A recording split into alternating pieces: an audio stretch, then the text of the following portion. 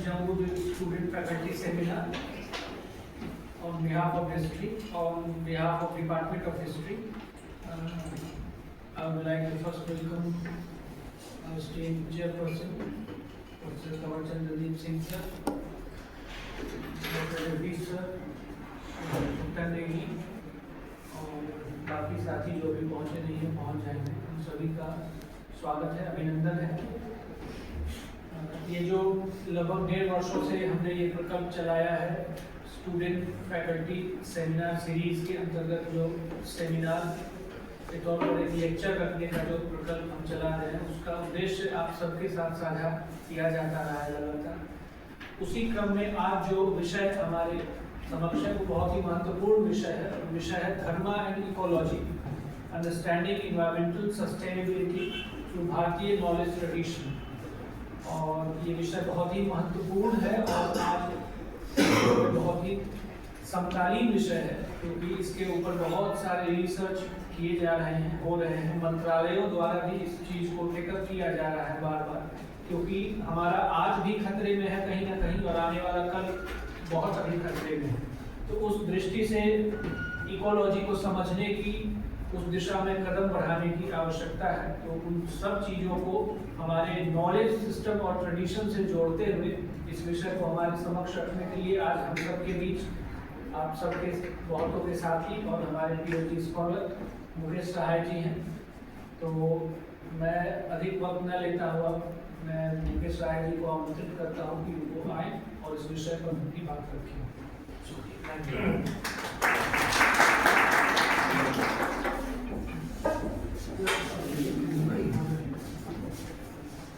Honorable Chairman of this debate seminar, Dr. Kanwar Chandradeep sir, and also my supervisor, Dr. Rajiv sir, Dr. Jagdish, Dr.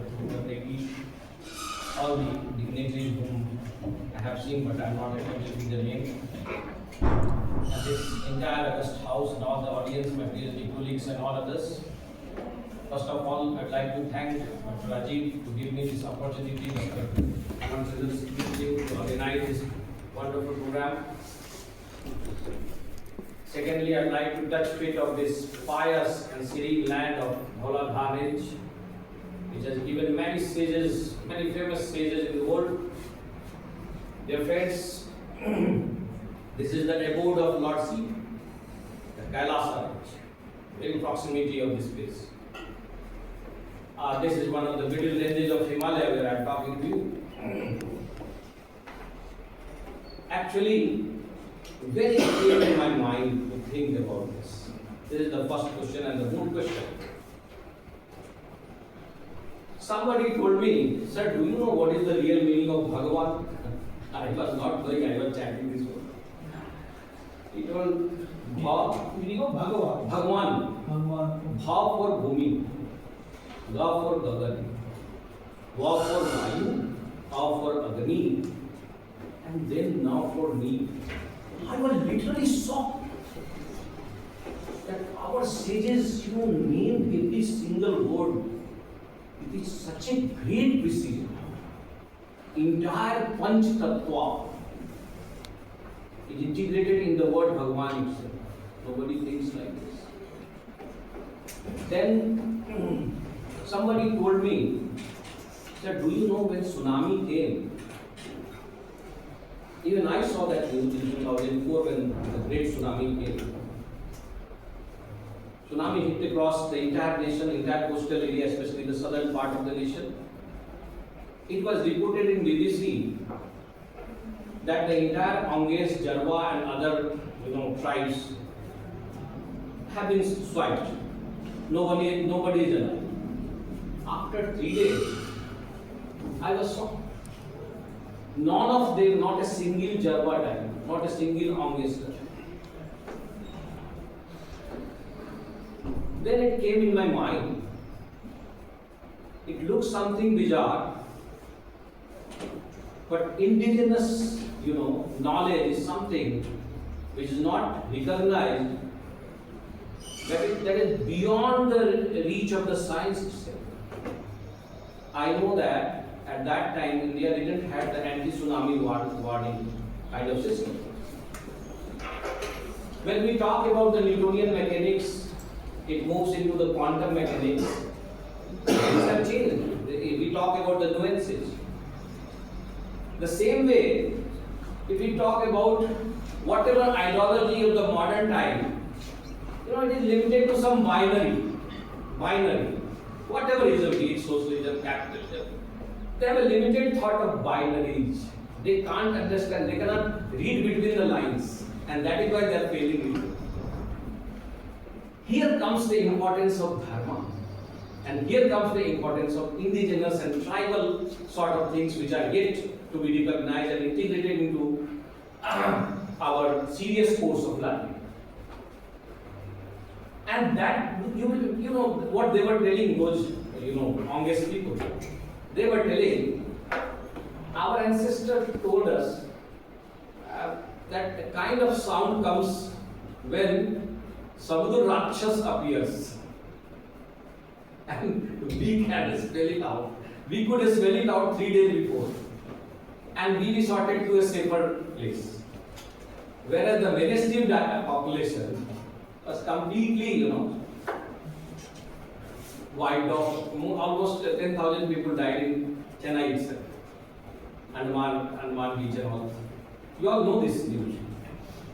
But then, if you observe, in the surrounding, you will understand. There are so many things which tells us to look into the dharma. Like, have you seen the local probiotic drink? Now science talking much about probiotics.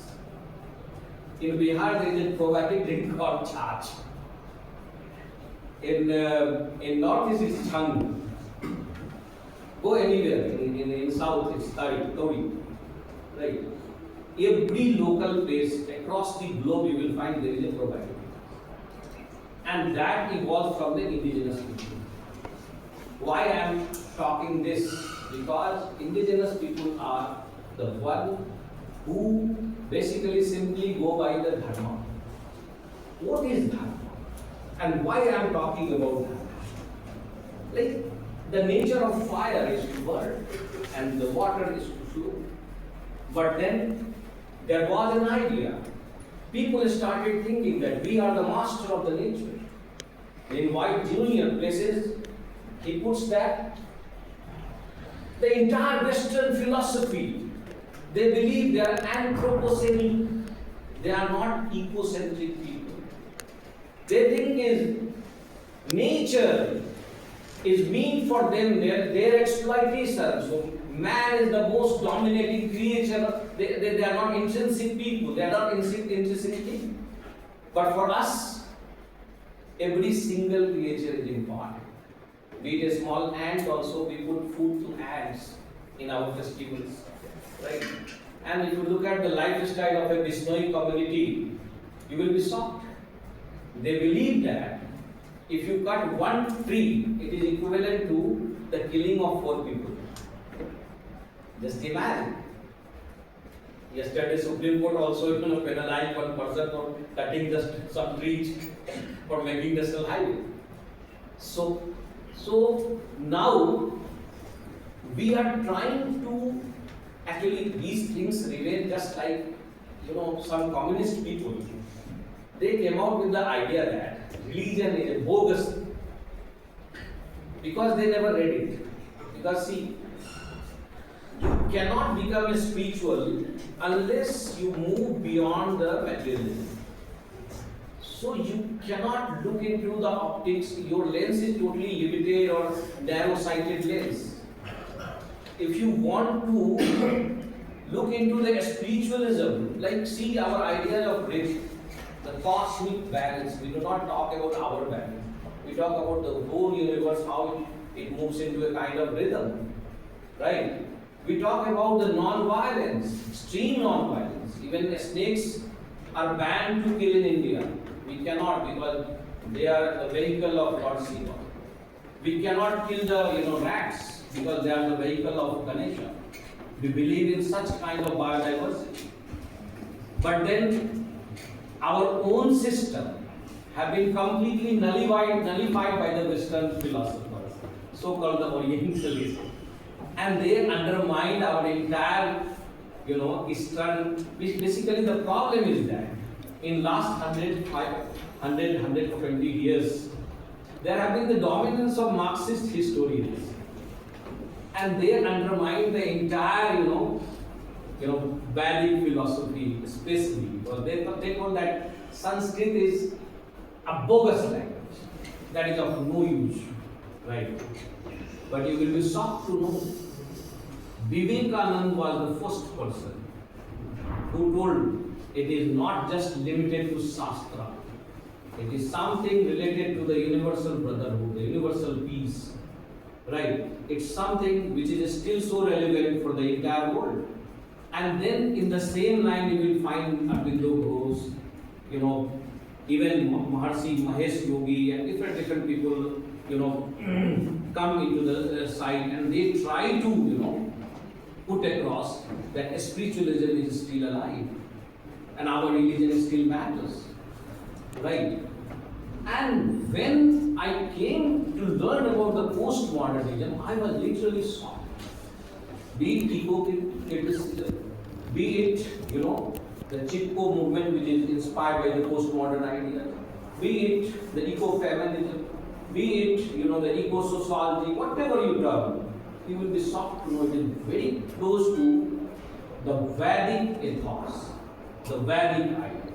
Because we believe Mata Bhumi is my mother.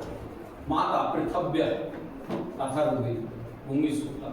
There are 40 verses in the name of earth.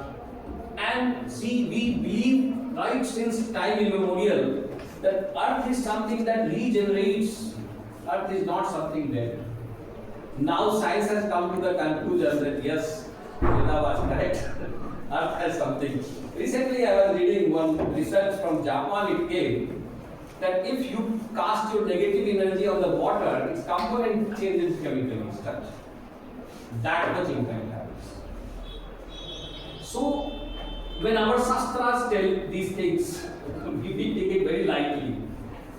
We talk about, Santi, Om Santi, Antiksha Santi, Prithvi Santi, the entire universe should, seek for the peace. It appears that what a bogus thing we are talking about. But believe me, simply chatting about this Santi mantra makes a kind of positive energy you will be shocked to do. So, it's not about this rit, that Santi mantra, no. There are so many things. The idea of ahimsa, we do not touch any single creature. We believe we want to make rhythm, and we know that every creature, knows the language of love. Language of love. We need to interpret upon. We need to, make a sound. See, Tattvamasi. Tattva means what? Tulsidas has referred one very famous sloka that Siya Ram mein sab jag jani Karahu pranam jodi jupan. What is this? It looks very simple, hymn, but it has got a very broader meaning. What does that mean? Like, why this much of hatred among the society? Because already we are biased towards. Somebody told us, we saw the newspapers, we saw the television, we heard from our parents, don't talk to others. And we made everyone villain. Right? And sense of insecurity, was completely boggled in our mind to such an extent that we started behaving in a bizarre way. We don't understand that everyone is a human being, they're like me. The pain what I am feeling, the others are also feeling the same. Right? So that is why someone told, we have others, treat others in such a way that you want to be treated. Right? Same feeling that Tulsidas is telling. Siya Ram mein sab jag jani Karahu pranam jodi jupani. If you believe that the soul, every soul is a pristine soul, you will never misbehave with anyone. That's something very unique. And then in the Hanuman Chalisa, there is this verse called Apan te samharo ape तीनों लोग हाँकते गाते हैं। Just imagine the power of knowing thyself.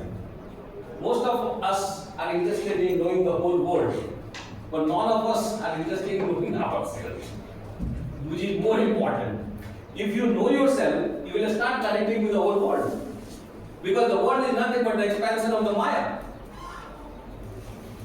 And the entire philosophy, you will be shocked to know that that is interconnectedness, the Vedanta philosophy of Advaita philosophy, that says that Panch Mahabhut is your body. It is Jal Pava Gagan Samhita, that is the Panch Mahabhut. But there is one thing that is not belonging to your body, and nobody, no science can prove it what it is. And that is eternal. We call it Atma. We call it Atma. Now the question comes in place. When somebody dies, he will lie down. There will be no change in his body structure. Eye will be same, height will be same, color will be same. The only one thing, there is no movement, and you start calling them, he's dead. What is this? What has gone out? And something has gone out which you have never seen. And where it went? Nobody explains where it went. We all are moving towards the sure short journey of that is mortal journey, the Mrityu Loka. You know, our Shastras, they give it very deliberately. Like, what will be the course of your soul? And you have any, I can show you how it works.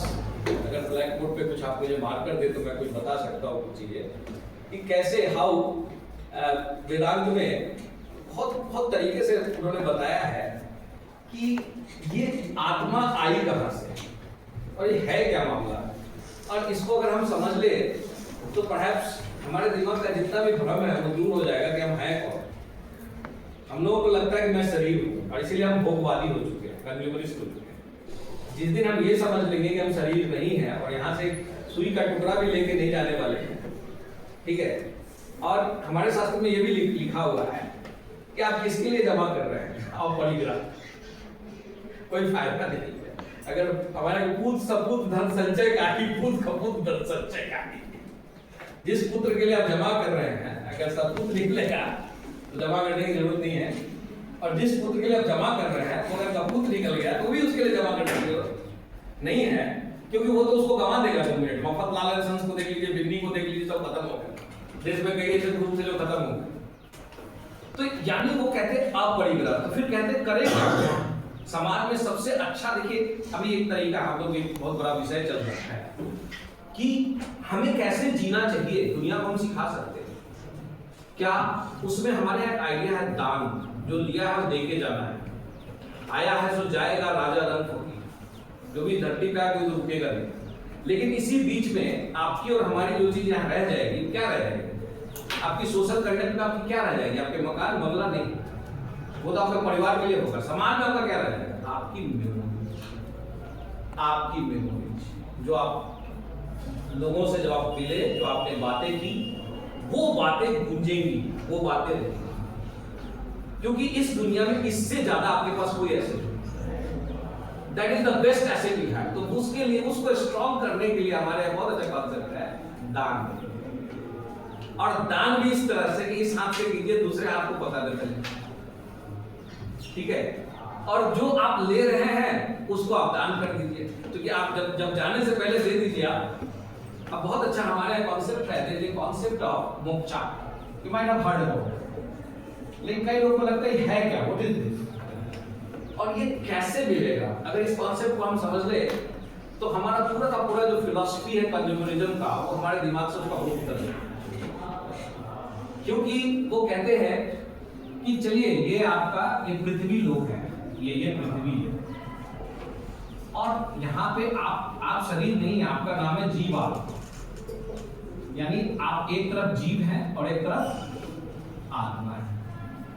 ये जो चीज है आपकी, ये मॉर्टल है, और कोई भी मॉर्टल चीज है वो पृथ्वी लोक पे रहती है, ये धरती का लोक है, ये मिडिल लोक है, इसके नीचे भी एक लोक है, पाताल लोक है। अब ये कहां से आएंगे, ये एक बहुत बड़ा सवाल है। Believe me, this is not from the world. This is not from the earth. And ये आई है, इसके ऊपर पितर लोक है, पितर लोक के ऊपर वैकुंठ है, वैकुंठ के ऊपर स्वर्ग है, स्वर्ग के ऊपर हमारा जो है वो ब्रह्म लोक है। 7 लेयर्स है। और जहां से ये आई है ना, वहां अगर ये चली जाती है, दैट इज कॉल्ड मोक्ष। अगर ये नहीं जाती है और रिवर्स साइकिल में आती है तो पुनर्जन्म, ठीक है। और रिवर्स साइकिल में क्यों आएगी? क्योंकि इसको इल्यूजन है, इसको इल्यूजन है। और ये इल्यूजन उसके मैं का है, ईगो का है। जब तक इसके अंदर ईगो है तब तक ये रिवर्स के साइकिल में चलती है। और इसीलिए कबीरदास कहते हैं कि कबीरा ये घर प्रेम का, खाला का घर नहीं, शीश उतारे भुई धरे तब पैसे घर।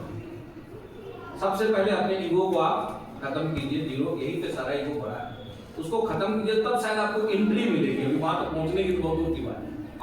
अब यहाँ पे हमारा फिलॉसफी क्या कहता है? हमारे यहाँ कहता है, आप सुने होंगे पास्ट लाइफ, प्रेजेंट लाइफ।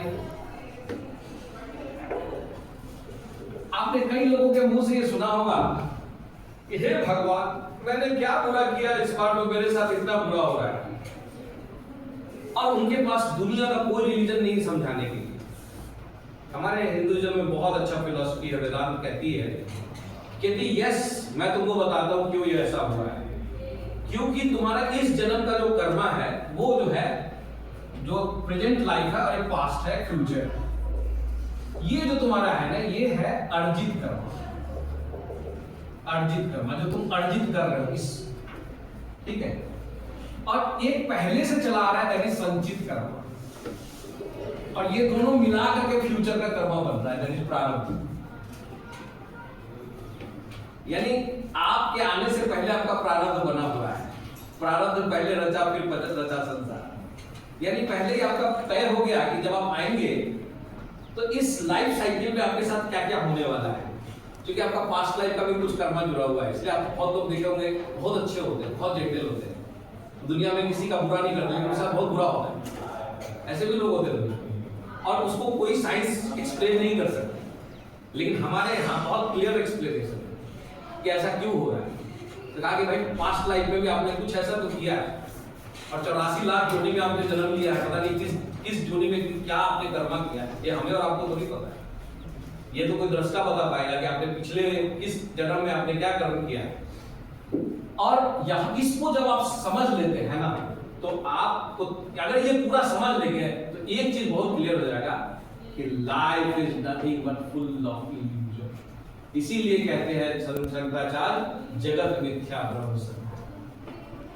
जब अगर इस रिसाइकल थ्योरी को आप समझ लेंगे अच्छे से, तो आपको समझ में आएगा कि आपके मम्मी पापा पितर पक्ष में इसलिए आप पानी दे रहे हैं क्योंकि उनको प्यास लग रही है, वहां पे पूरा कर रहे हैं। हमारे बहुत अच्छा कॉन्सेप्ट है। और अथर्ववेद में, यजुर्वेद में लिखा हो पितर पक्ष को कैसे श्राद्ध करना है।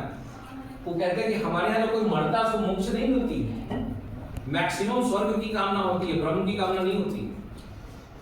हमारे वैदिक शास्त्र में ये कहते हैं कि स्वर्ग जाएंगे, इस स्वर्ग पे अंतिम लोग थोड़े, स्वर्ग के ऊपर तो वैकुंठ है, उसके ऊपर भी बहुत कुछ है, लास्ट में जाके ब्रह्म है, जहां असली घर है, जो मोक्ष का है। तो उसको पाने का 3 ही रास्ता बताया गया है, ज्ञान मार्ग, भक्ति मार्ग, कर्म। तो आप कहेंगे भाई ज्ञान मार्ग क्या है? ज्ञान मार्ग का ये मतलब नहीं कि आपने पढ़ लिया और ज्ञान हो गया ना। ज्ञान का मतलब है कि जब आप कोई चीज जान लिए तो आप वैसा ही जीने लगे अपने आप, आपका स्टेप्स उसी हिसाब से चलने लगा, दृष्टा हो गया। तो ये ज्ञान मार्ग है। आपको समझ में आएगा कि जीवन तो मिथ्या है। ये सारे लोग, क्योंकि जन्म आपको अकेले लेना, मरना अकेले, कोई नहीं होगा। मरने पर किसी को कहिएगा मरने के लिए मरेगा, नहीं मरेगा। ये जब बीच में सब एक महफिल है, जो भी है, मामा चाचा मौसा जो भी, ये बीच का महफिल है, ठीक है। लेकिन मरना और जन्म अकेले। अब जब आप का ये होगा कि भाई आपने जन्म ले लिया, मृत्यु, आप जीवन में आपको चारों तरफ जब मोक्ष लगेगा तो आप भोगवादी नहीं होंगे। क्या बनेंगे? जो आज जो सबसे बड़ा संकट क्या है 21st सेंचुरी, कंज्यूमरिज्म। एप्पल हर 1 साल में आपके दिमाग में नया मोह पैदा करती है कि नया वाला एप्पल ले लो। हालांकि उसकी क्या उपयोगिता है किसी को पता नहीं।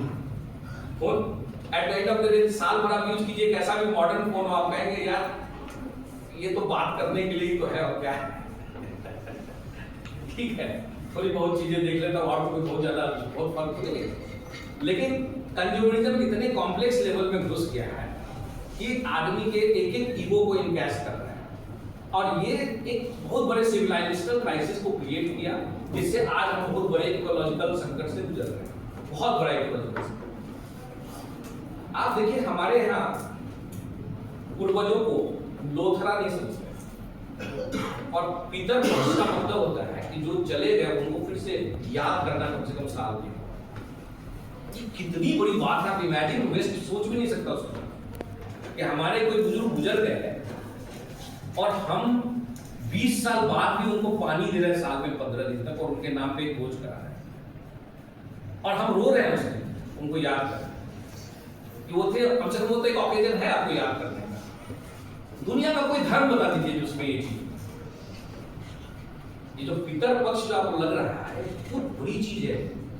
हिंदू धर्म को जिस एंगल से देखा गया है ना, वो अभी भी उस सपेरों का धर्म लोग समझ रहे हैं। लेकिन आश्चर्य की बात यह है कि अब जाकर के COP27 के बाद लोगों ने माना है, उन लोगों ने, कि नहीं, सस्टेनेबल डेवलपमेंट गोल की जितनी चीजें हैं वो वैदिक एनवायरमेंटल एथिक्स से इंटीग्रेट हो सकता है, और भारत अगर विश्व गुरु बनेगा ना, यही दिशा है, क्योंकि हमारे पास अध्यात्म के अलावा कुछ भी नहीं है, और अध्यात्म ही दुनिया को बचा सकती है, क्योंकि दुनिया जिस अंधी रेस में, कंज्यूमरिज्म की रेस से गुजर रहा है, उसमें संयमवाद ही उसको बचा सकता है। आज एक ब्लाइंड रेस है कि मुझे भी ये बड़ी गाड़ी चाहिए, उससे बड़ी, फिर उसके बाद क्या।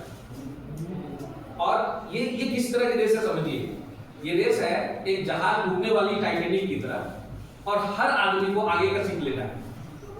हमको ये पता है कि जहाज डूबे, लेकिन हम इसलिए लड़ाई कर रहे हैं कि हमको तो फर्स्ट क्लास का सीट चाहिए। हम इस तरह के क्राइसिस से गुजर रहे हैं, जरा सोच के देखिए। आप एक ऐसे संकट से गुजर रहे हैं कि जहां टाइटैनिक होना है आपके पूरे अर्थ प्लेनेट का टाइटैनिक बनने वाला है, और यकीन मानिए अभी तक प्लेनेट भी आपको पता नहीं है धरती पे, हम लोग नहीं जानते हैं। आज मैं जब आपसे बात कर रहा हूं, अप्रैल के महीने में दिल्ली में 40 डिग्री टेम्परेचर। पहले क्लाइमेट चेंज एक चर्चा का विषय होता था, महसूस करने का विषय, अब चर्चा का विषय नहीं है। जिस 1.5 डिग्री को कम करने के लिए पेरिस एग्रीमेंट हुआ था, वो क्रॉस कर चुका है।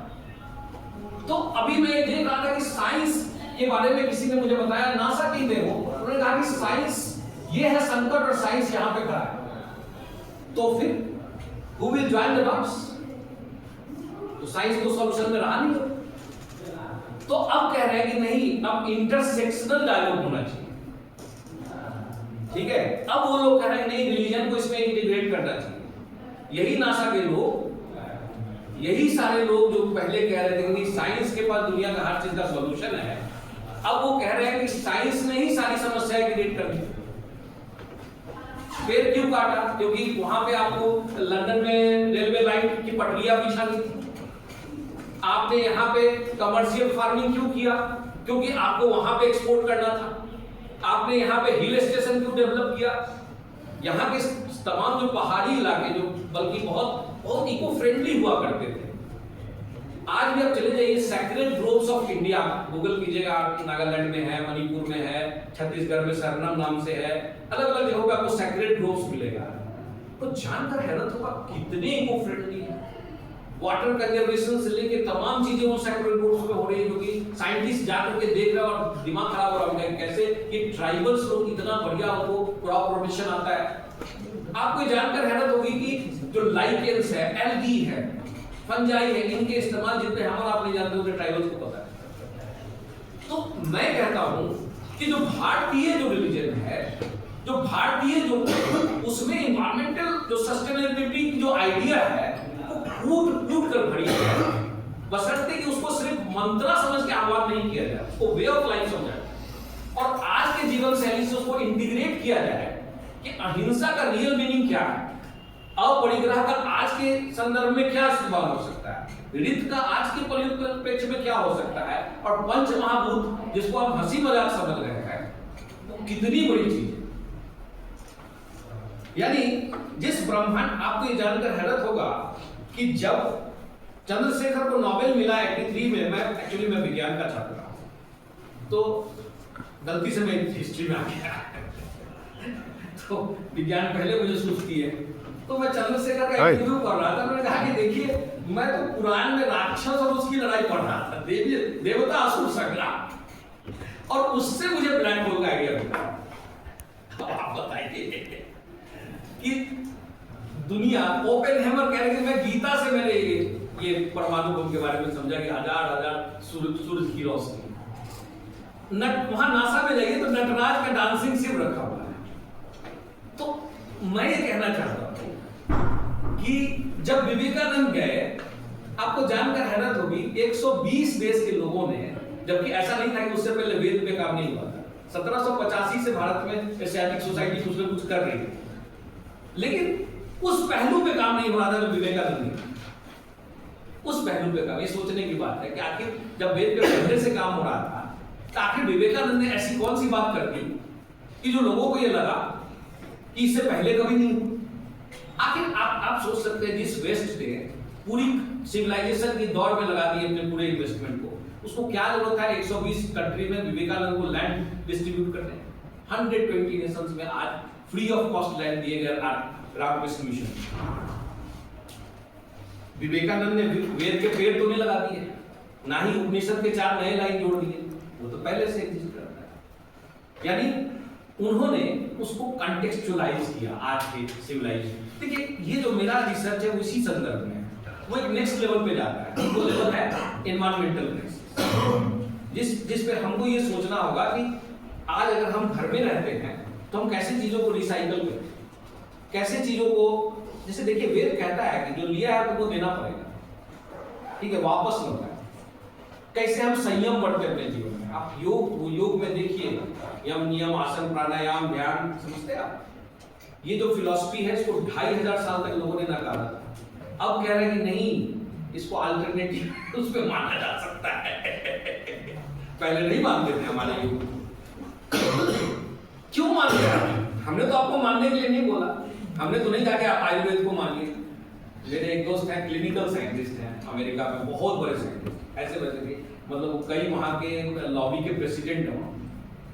तो जब वो, उनका नाम है डॉक्टर मंजूर गोरी, वो जब हैदराबाद आते थे उनको अक्सर मैं देखता था यहाँ क्या, जैसे हर्बल नहीं होता है, इतना सारा हर्बल खरीद लिया, उनको बुला के आयुर्वेदाचार्य। हमने कहा सर आप इतने बड़े क्लिनिकल साइंटिस्ट हैं, आपको क्या जरूरत पड़ेगी? समझ गए? तो कह रहे कि सर वो सब खाली कहने की बातें हैं, कुल मिला के हम लोग भी यही लाइफ स्टाइल जीते हैं। तो आप ये समझिए कि हाथी के दांत दिखाने के और खाने के और। आप देखिए कि बहुत सारे लोगों ने कैंसर को, जिसको मेडिकल साइंस मानता नहीं, जानबूझ के रिवर्स किया है, डायबिटीज को रिवर्स किया हमारे वैदिक सिस्टम, ये सच है। लेकिन उसको साइंस मानने के लिए तैयार, क्योंकि उनकी पूरी दुकान बंद हो जाएगी, $1 ट्रिलियन का इंडस्ट्री है, रातों रात बंद हो जाएगा। आपको जानकर हैरत होगा कि 2000 के बाद ये जितने भी बड़े बड़े महामारी आए हैं वो कोई ना कोई मेडिकल स्कैम का, उसमें हो सकता है कोविड-19 भी एक हो, मैं उसको बहुत ज्यादा नहीं बोलूंगा, लेकिन विवादित है। अभी स्थापित नहीं है कोविड-19 के बारे में कि कोविड-19 जो है वो अचानक हुआ या इंटेंशनली हुआ या कोई लेबोरेटरी लीकेज, ये अभी तक स्थापित नहीं है, ये एक स्थापित तथ्य नहीं है। और ये बात अलग है कि कवर अप हुआ है, लेकिन उससे पहले H1N1 को लेकर के था कि पहले ही उसकी दवा बना ली गई थी, पहले ही उसकी जांचें बना ली गई थी, तब वो बीमारी आई थी। H1N5 का कोई ख्याल था। तो अब आप समझिए कि बहुत बड़े बड़े लैब है, जब मंदी, अभी सब ग्लोबल पेंडेमिक चल रहा है, अचानक मुझे बहुत, I am very sure within 5 years will get a new epidemic, शायद कोविड-19 से भी बना, क्योंकि जब भी एपिडेमिक आता है उससे पहले एक बड़ी मंदी होती है, आर्थिक मंदी। आप देखेंगे कि जब वहां भी जब यूएस मंदी आई थी तो उस समय स्पेनिश फ्लू जो आया था, वर्ल्ड वॉर 1 के आसपास आया था, उसकी जस्ट बात है 1918 के आसपास आया था। तो जब वर्ल्ड वॉर होगा तो मंदी तो आएगी, मंदी आएगी तो महामारियां आएंगी। तो अब ये माना जा रहा है, ज्यादातर लोग अभी मान रहे हैं कि नहीं, ये भी किसी न किसी स्कैम का हिस्सा है। एटलीस्ट हम भारतीय लोग और हमारे धर्म के लोग स्कैम तो नहीं करते। हमारे शास्त्र स्कैम नहीं करते। हमारे शास्त्र आज भी उन्हीं बातों पे अटल हैं, इसलिए सनातन है। उन कहते हैं कि हम जितने एम्पिरिकल है ना, साइंस वहां तक कभी पहुंच ही नहीं सकती। वो कहते हैं कि साहब आप टेस्ट करके देखिए, यम नियम आसन प्राणायाम, ठीक है, और अपने जीवन में आप संयम करके देख लीजिए, आपको फायदा ना हो तो मुझे बताइए, ठीक है। यानी आपने देखिए कि सूत्रबद्ध शैली से उन्होंने जो बातें कही हैं वो आज भी उतनी ही रिलेवेंट है। अब सवाल ये है कि हम लोग सिनेमा देखने की बजाय कब सैक्रेड ग्रोव्स देखने जाएंगे, हमारी टूरिज्म कब बदलेगी, हम कब बिश्नोई कम्युनिटी के लोगों से मिलेंगे और समझने की कोशिश करेंगे कि उनकी वे ऑफ लाइफ है। जैसे COP27 में आप देखेंगे एक स्वाध्याय कम्युनिटी है जो महाराष्ट्र से निकली है, स्वाध्याय, और पूरी तरह से जीरो कार्बन फुटप्रिंट लाइफ जी अमेरिका, उनका फुटप्रिंट जीरो है। और वो कहते हैं भैया हम तो एक ही चीज मानते हैं उपनिषद, हम तो पूरा वैदिक फिलोसफी।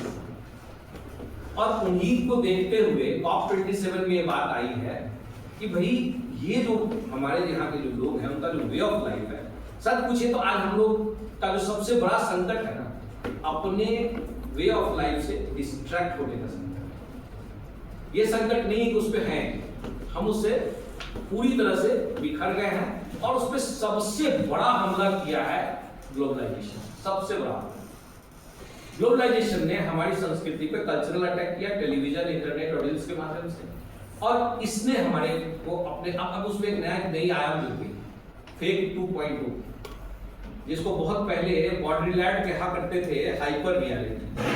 वो कहते थे कि पहले कोई चीज का मास्क आएगा, अगर कोई चीज रियल होगा तो वो रिफ्लेक्ट होगा, नहीं अगर रियल दिखाने की कोशिश हो रहा तो मास्किंग होगा, और जो चीज है ही नहीं उसको दिखाने की कोशिश होगा तो मास्करेड होगा, और उससे भी जो हाई लेवल होगा वो सिमुलेक्रा होगा। तो अभी हम सिमुलेक्रा के जीवन में चल रहे हैं, जिसमें कि कुछ भी जो नहीं है उसको हाँ दिखाया जा सकता। सोशल मीडिया में आप देखते होंगे एक से एक जादू और ट्रिक्स दिखाए जा रहे हैं, तो होते नहीं, ठीक है। आप असली जीवन में उसकी कोशिश मत कीजिएगा। तो हम एक अजीब से संकट से गुजर रहे हैं जिसमें कीमैन आता है और वो छलांग मारता है, उसको देख के 10 बच्चे घर से कूद जाते हैं और अपनी जान दे देते हैं। इसकी परिकल्पना 1970 के दशक में जीन बॉडरीलैंड ने की, जब उन्होंने सिमुलेक्रा का सिद्धांत दिया। तो मैं सिर्फ इतना ही कहना चाहता हूँ कि हम जब भी पाश्चात्य सभ्यता को अध्ययन करने में कोई दिक्कत नहीं है, उनसे कुछ एक दो अच्छी चीज ले ले तो कोई बुराई बात नहीं है, विज्ञान को उनका सीख ले या उसको अपने साइंस से इंटीग्रेट कर दे तो और अच्छी बात है। लेकिन किसी चीज का ब्लाइंड फॉलो करना और उसकी हवा में बह जाना, उसकी आंधी में बह जाना, ये एक सिविलाइजेशनल क्राइसिस को क्रिएट कर सकता है। क्योंकि अगर आपकी जमीन तैयार नहीं है, जमीन पे कब्जा नहीं है, आसमान से उड़ गए तो ठीक है, गिरेंगे तो क्या होगा आप सोचें। तो हम एक ऐसे संकट से गुजर रहे हैं, और ऐसे में मुझे लगता है कि धर्म को समझना बहुत जरूरी है कि आज के कॉन्टेक्स्ट में धर्म क्या है। कभी आपने सोचा है कि किसी आदमी, अच्छा आप कहिए कि 3 मार्ग है, ज्ञान मार्ग, भक्ति मार्ग, कर्म मार्ग, अभी क्या है?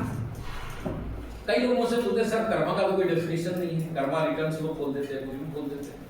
मैं कहता हूँ कि देखिए कोई आदमी हॉस्पिटल में बहुत बीमार था, ठीक है, अब उसके सारे रिलेटिव्स उससे कट गए, नहीं उससे पैसे मदद करने नहीं गए, इलाज कराने, डॉक्टर्स ने मना कर दिया, इलाज नहीं करेंगे। वैसे में कोई आदमी जाता है और वह बिना अपना नाम बताया उसको मदद करता है और कहता है कि मेरा नाम कभी नहीं आना चाहिए और इस आदमी की जान बच जानी चाहिए। तो ये वही काम करता है जो भगवान को करना है, और मेरे हिसाब से यही करना। Karma is filling the gap. जब भगवान को कोई बहुत याद कर रहा है, जब उसके सामने कोई नहीं, कोई रिश्तेदार नहीं, कोई भाई नहीं, कोई बहन नहीं है, और उस समय आप जो बन के आ गए उसके लिए और आपने अपना नाम भी नहीं बताया, चुपचाप कट लिए। हमारे यहाँ उत्सर्ग कहते हैं, दान नहीं कहते। उत्सर्ग एक ऐसा दान है जिसमें अपना नाम नहीं बताना, नेकी कर दरिया में।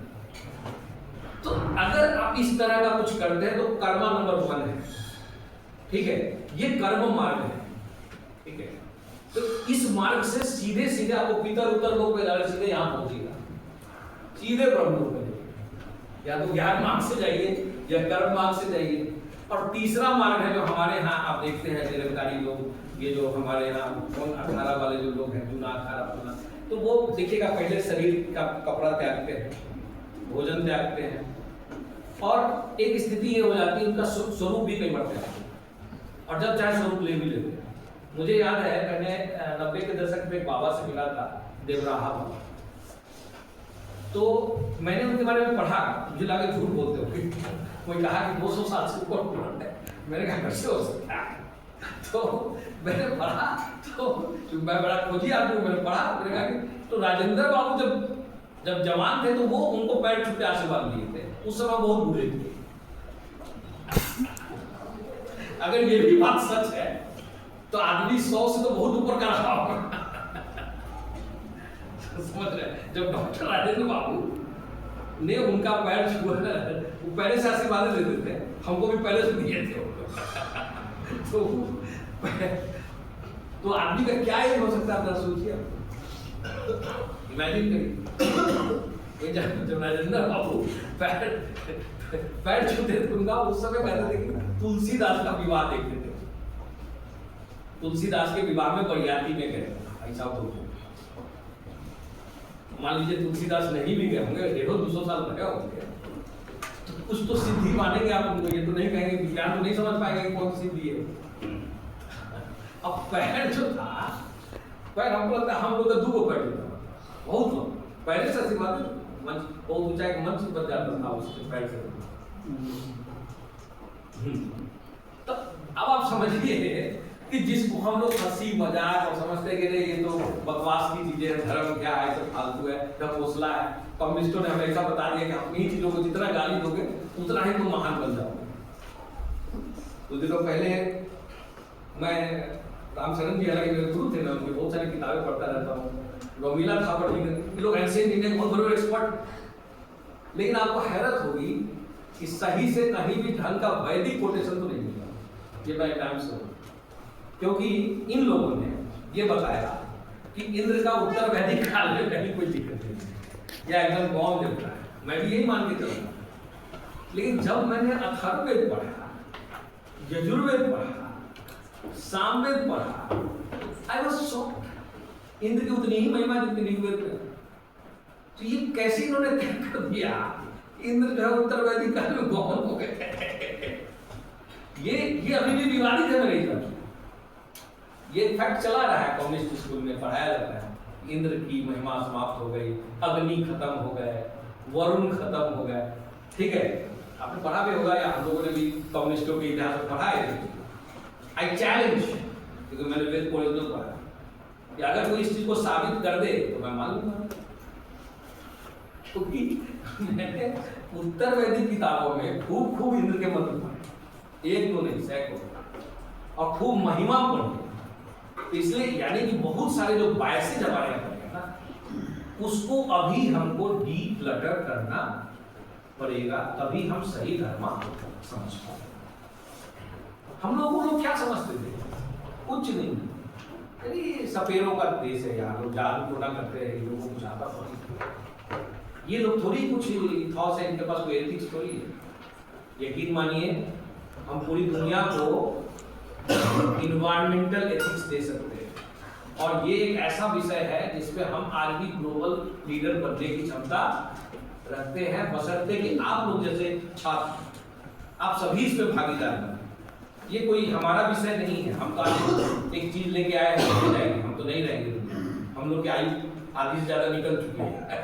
ये तो आप लोगों की जो पीढ़ी है, अगर उसको समझ पाएगी, ये शोध का जो विषय है बहुत गंभीर मानता हूँ मैं, तो बड़ी मुश्किल से इसमें आया, और आया तो बड़ी लेट आया लाइफ में, लेकिन आया तो मैंने इसको बहुत गंभीरता से लिया। शायद मेरे जीवन की जितनी भी पढ़ाइयाँ हुई थी, उसमें सबसे गहरी पढ़ाई मैंने शोध के दरमियान की। भले ही लगता था कि मैं कम आता था, लेकिन मैं बहुत ज्यादा अध्ययन था। मुझे लगता है कि मैंने 7000 किताबें पढ़ी होंगी खाली इस अपने रिसर्च को देखने के लिए, 7। तब जाकर के मुझे कुछ समझ में आया। मुझे भी पहले समझ में नहीं आता था, मुझे लगता था कि सब ऐसे ही झूठ मूठ है, और पहले से बहुत सारे लोग वो बायस बना के बैठे हैं, वही है और वही सच्चाई है, उसी को लेके चलना, आगे बढ़ना है सबको। लेकिन अगर हम लोग ये करने में सफल रहे तो शायद भारत का पहला वैदिक पर्यावरण विश्वविद्यालय बन सकता है, और अगर यह बन जाता है तो मैं समझूंगा कि आने वाली पीढ़ी के लिए भारत की सबसे बड़ी देन होगी। क्योंकि अगर हम वैदिक इन्वायरमेंटल एथिक्स को करिकुलम में डाल लेना देखिए नैतिक शिक्षा सब खत्म हो गई, पढ़ाई नहीं करती।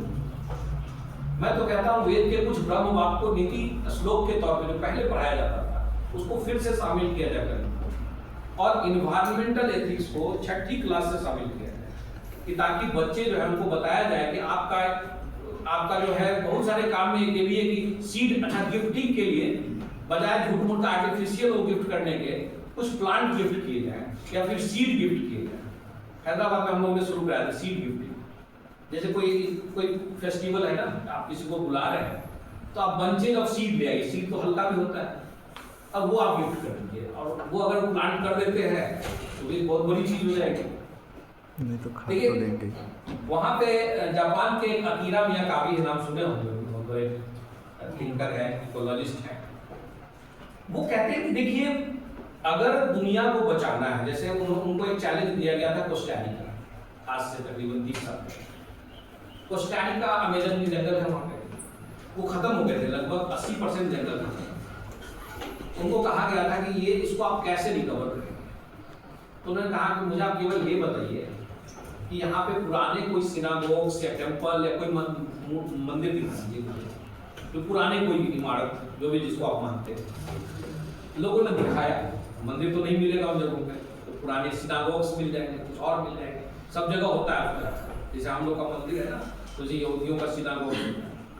तो जब उसको ढूंढा तो कहा कि यहाँ पे मुझे बताइए कि यहाँ पे जरा गौर से देखिए कौन कौन से प्लांट हैं। बोला यही प्लांट होंगे जो इंडेमिक होंगे, और इन प्लांट्स को ना वाटर की जरूरत है, ना फर्टाइलिटी की, इसकी फर्टिलाइजेशन की कुछ भी जरूरत नहीं, खाली ऐसे हवा में फेंक दीजिए हो जाएगा। और आप यही फिलॉसफी चरक संहिता में देखेंगे, यही फिलॉसफी दुर्गा सप्तशती कहती है कि जब तक इस धरती पे पहाड़ है, नदियां हैं, पहाड़ लगे हुए हैं, वृक्ष हैं, मानव जाति का कोई नुकसान नहीं। लेकिन क्या फिलॉसफी है मार्कंडेय पुराण दुर्गा सप्तशती, देवी महात्म्य में लिखा हुआ 54 नंबर जो श्लोक है, आप देखिए ये फिलॉसफी कहां तक जाती है।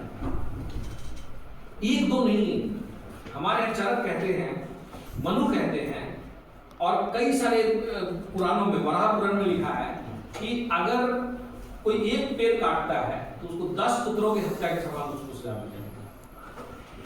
एक जगह लिखा है कि 5 पेड़ आप लगा दीजिए तो आपको सीधे स्वर्ग मिलेगा।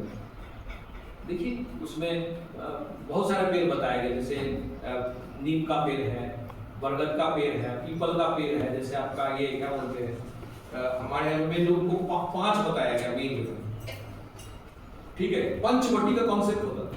अच्छा, आप आजकल जंगल जाने से डरते हैं ना, कभी आपने सोचा है कि हमारे तो ऋषि मुनि होते थे, वो तो कभी भी मेनलैंड में नहीं होते थे, अरण्य सारे अरण्य में नहीं थे, और अरण्य में बाघ भी आते थे, चीता भी आते थे, सांप भी आते थे, बिच्छू भी आते थे, जिनसे हम सभी लोग बहुत डरते हैं। लेकिन आपको नहीं लगता है कि उनका कोई एक मैकेनिज्म था कि जिससे इन सभी लोगों के साथ उन्होंने तदात्म स्थापित किया हुआ था, कि वहां होने के बाद जो आपने सुना होगा ऐसे घेरा मार देते थे मंदिर का, कि ना एक सांप आ सकता है, ना बिच्छू आ सकता है, ये क्या था? कुछ तो था जिसको हम और आप नहीं समझ पाते, ठीक है। इसी समझ के लिए ये जरूरत है कि हम वैदिक जो फिलॉसफी है उसको आज के संदर्भ में कंटेक्चुअलाइज करें और री-इमेजिनिंग द पास्ट करें, ताकि हम दुनिया को कोई एक बड़ा संधान देके जाए। और इसीलिए हमको लगता है कि इसे मैंने मेरे शोध में भी बताया मैंने कि किस तरह से सस्टेनेबल डेवलपमेंट गोल्स को इंटीग्रेट किया जा सकता है वैदिक एनवायरमेंटल गोल्स।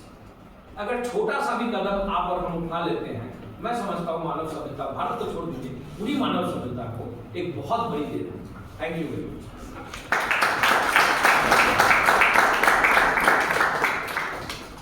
आप लोगों में से कोई सवाल पूछना चाहता है?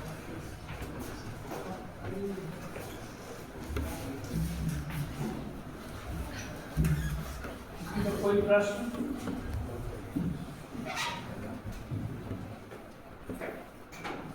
कोई विचार?